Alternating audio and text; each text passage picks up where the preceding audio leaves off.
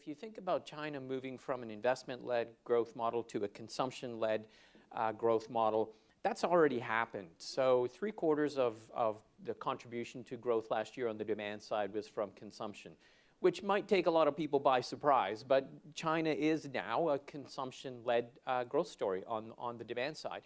And it's interesting because if you kind of dig around the numbers a little bit, you would see that retail sales numbers started to fade a little bit last year. I think we all know about the auto story, so auto sales coming down, which tells you that actually a lot of that consumption isn't goods, it's services. So there's another part of the transformation that's going on in China is towards a more service-oriented economy, consistent with the emergence of a middle class. The second change that you mentioned, this current account surplus turning into a current account deficit, it'll either happen this year or next year, depending on when you forecast it.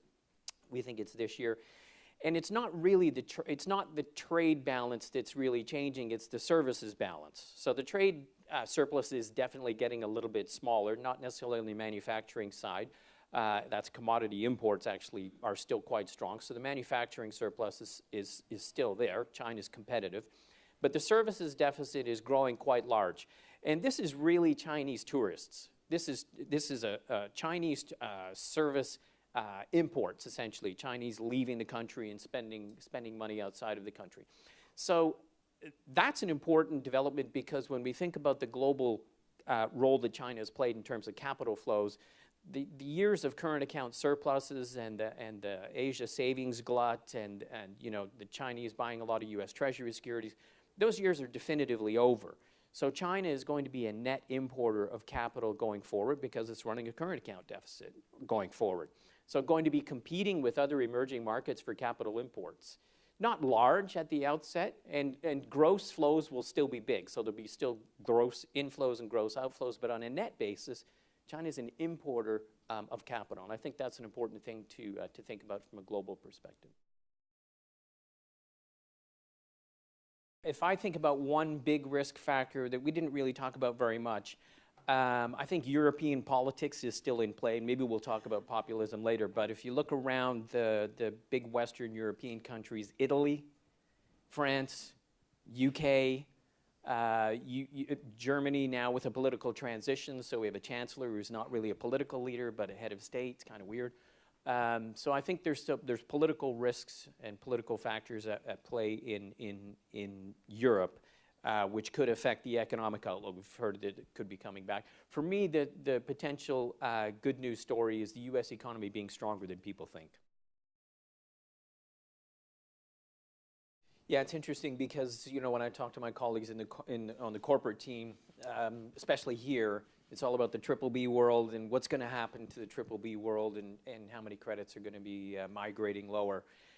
In sovereign world, that's already happened, actually. So the migration from BBB to BB was sort of 2015, 2016 story. It was Brazil, Turkey, South Africa. The big emerging market borrowers have already been downgraded. So when we look sort of at emerging market ratings today, you have to look at it by region, actually, and there are some clear regional patterns. In emerging Asia, there's really nothing going on with the ratings, at least from our perspective. It's the most stable region, has been probably for 15 years. So in terms of the outlooks, positive and negative, right now we have none. Doesn't mean there aren't credit issues. There's Pakistan, there's Sri Lanka, in South Asia there are some stress stories, but for now it's the most stable region. The most positive region has been in emerging Europe, largely off of the growth that we have seen in the last couple of years in Western Europe. So maybe that's coming off a little bit, and so some of that upward momentum that we've seen in terms of ratings, whether it's Croatia or Bulgaria and Romania and Poland and Hungary, those stories have been quite good, but maybe that's kind of run its course. And then we're left with the two regions that are really facing the most stress right now and have been for the last couple of years. Middle East and Africa, where the debt levels, particularly in sub-Saharan Africa, have run up a lot. The dollar-denominated debt, and I would agree with Seema that it's all about the dollar when you're thinking about emerging markets. And if you have one single variable to follow in thinking about emerging market credit, it's the dollar. We've got a chart that shows the relationship between the dollar and our average emerging market sovereign rating, and it's been correlated since the beginning of time. So I think the Sub-Saharan Africa is a region to think about in that context, and the other region that is kind of struggling from a rating perspective is really Latin America, where we see continued downward pressure in a number of countries. Argentina being the most obvious right now, but Venezuela, we've got a default rating on it, so there's not much to really talk about there. But we've got a negative outlook on Mexico, so it's the big ones in Latin America that are struggling to some degree.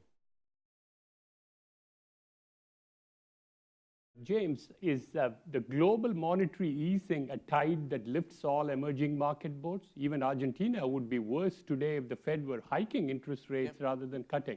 So is it good for overall and sovereign ratings get increased as a result?